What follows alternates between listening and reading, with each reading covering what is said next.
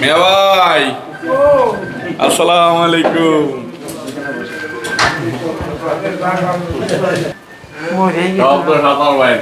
কি অবস্থা এখন? আলহামদুলিল্লাহ। আমি কইছিলাম না স্ট্রোক হবেন না, আর যার মন ভালো তার কি স্ট্রোক হয়? মা শালিখার 7টা ইউনিয়নের চেয়ারম্যান বলেন, রাজনীতিবিদ বলেন, বিএনপির, তাদের ভিতরে সবার মুরব্বী আপনি।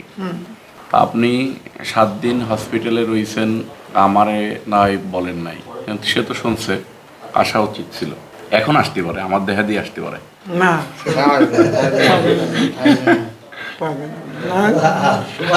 পাবে না। তুমি তোমার দোয়া করে দিচ্ছি, আল্লাহ তোমার দীর্ঘজীবী করুক, আল্লাহ তোমার মান ইজ্জত রাখুক। তুমি আমাদের এই রক্ত আলাদা মনে করে না। না না, এটা আমি কোনো সময় চিন্তাও করি না। মেয়া ভাই, এই যে প্রত্যেকটা দিন 20টা-25টা রোগী আসে, আমি কিন্তু ওরকম ঠিক মতো আসতে পারি না, কারণ 20-25টা রোগীর এদিকে তো আমার যাওয়া সম্ভব না।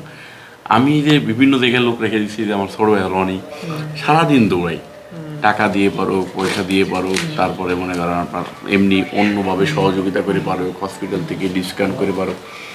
মাগুরার লোক একটা জিনিস বুঝছে যে না, টাকাতে আমার একজন নয়ন আছে, ঠিক আছে, এর মধ্যে কোনো ভুল নেই। বলেছে এমপি না হইতে পারলেও তারেক রহমান সাহেব তো আল্লাহ পাক রব্বুল আলামিন তো আমারে কাজ করার সুযোগ দিয়েছে, এই কাজগুলো করে দেয়, দেখা যাক আল্লাহ বলে, আল্লাহ যেদিকে ভাগ্যে রাখছে, যে বন্ধু ভাগ্যে রাখছে তাই হবে, কোনো অসুবিধা নেই। আমি তো মানুষের পিছিয়ে কাজ করে যাচ্ছি গোপনে, যেমন আমি এলাকায় 4-5টা ব্রিজের কাজ করছি, ফেসবুকে স্ট্যাটাস দিয়ে গোপন দেখে দিচ্ছি, কারণ এই ব্রিজগুলো হইতে গেলে বাধা দিয়ে দেবে না, ঠিক আছে। আমি চাচ্ছি এলাকার উন্নয়ন হোক, প্রয়োজনে সে উদ্বোধন করুক, কোনো সমস্যা নেই। আমার দরকার এলাকার উন্নয়ন, আর সাধারণ মানুষ যাতে ভালো থাকে।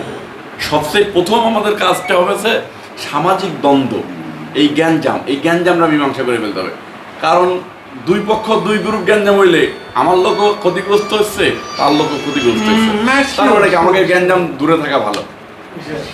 গ্যাঞ্জাম করে একটা রোগীর পিছনে যে 2 লাখ টাকা খরচ হবে, সেই টাকাটা আমরা অসহায় 10টা রোগীর পিছনে খরচ করবো। আমি এই পলিসিতে আছি।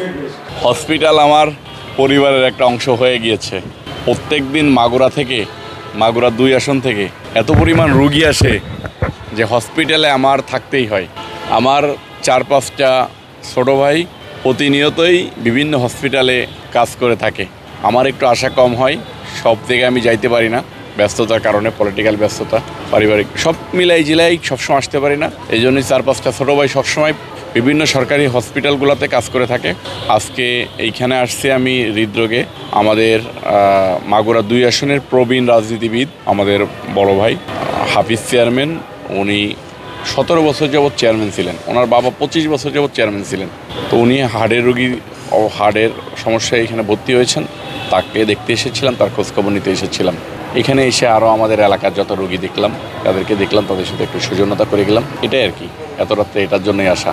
মানুষের সেবায় নিজেকে নিয়োজিত রাখতে হৃদয়ের ভিতর থেকে অনেক ভালো লাগে।